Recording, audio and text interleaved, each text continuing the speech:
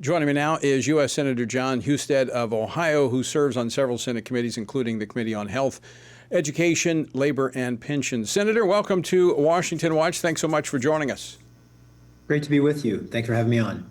All right, so we're just going through the news. Another vote today, no action, no additional Democratic support for opening the government. Are you hearing anything? Are you seeing any ray of light, of hope that we might see the government open back up? I don't see any movement on their side. As you've heard Chuck Schumer say, he believes that every day it gets better for them, meaning politically for Democrats, even though it's terrible for the American people and the people who are working and not getting paid, including men and women of the military, air traffic controllers, et cetera. And you heard another Democratic leader in the House say that she knows that there's going to be suffering, but it's the only leverage they have. So you can see they see this in completely political terms and not in terms of what's best for the American people. Senator, you mentioned the comments of Democratic Whip Catherine Clark. I'm going to play the clip of what she had to say so people can hear it. Play clip number 2, please.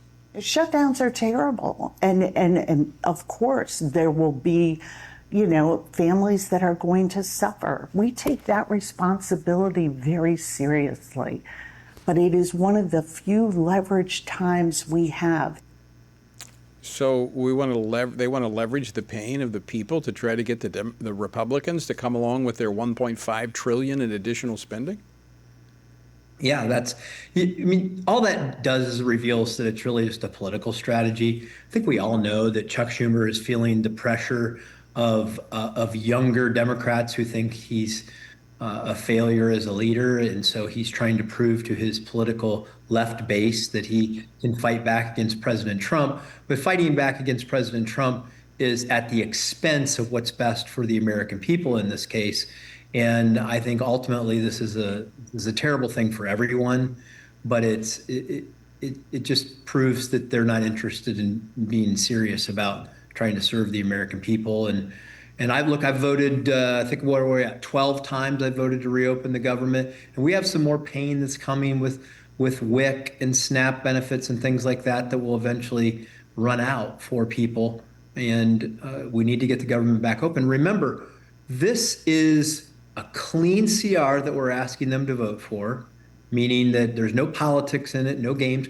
We're spending at Biden era levels in these agencies. So why should they be against that? And it would only create funding through November the 21st, at which time we will have to go through this again.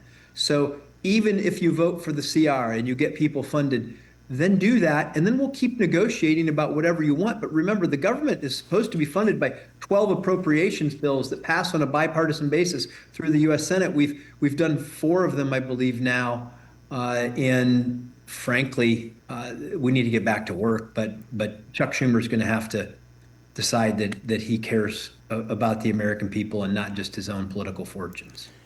Senator Husted, underscore the need to get back to the appropriations process, the normal appropriations, which has literally been decades since it's been done, over 2 decades. The irresponsibility of omnibus, automatic growth of continuing resolutions, I think that's what's wrong with this one in the eyes of the Democrats, is that it's just flat spending. But the backdrop to all of this is a record $38 trillion debt that the United States has. How do we get that under control? Well, I've been here 10 months, and it's been one of the most perplexing issues that I have faced since I was here. My maiden floor speech was about the responsibility that we have as leaders to not be takers, but to leave an inheritance of a nation that our children will have a chance to prosper. But instead, we run up all of this debt as a nation that undermines America's future. And it's very difficult because, just like we're trying to get the government open, it's a 60-vote process to make any substantial change on this front.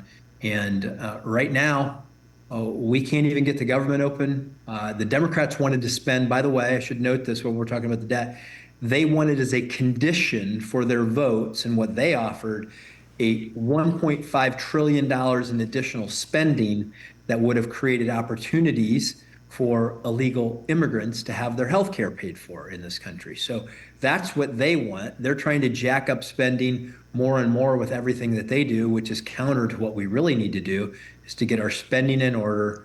And to do this, by the way, I'm happy to do it on a bipartisan process.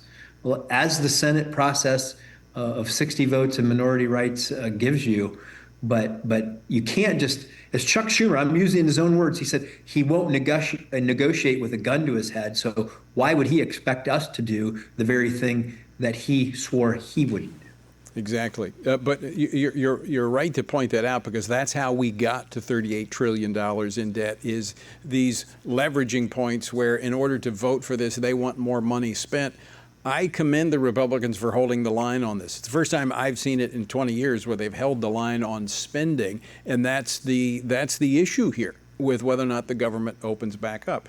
All right, Senator, we just have less than a minute left. I want to ask you a question. I want to actually make a statement, but I'll ask a question with it. You joined 50 of your Republican colleagues in the Senate earlier this month in sending a letter to the Department of Health and Human Services and the FDA asking them to suspend distribution of the abortion drug mifepristone and the new generic that has been issued.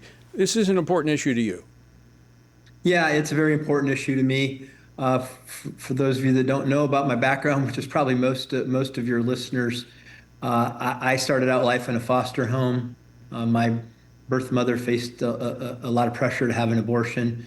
Instead, she had an adoption, and that's the only reason I'm here, because of her courage.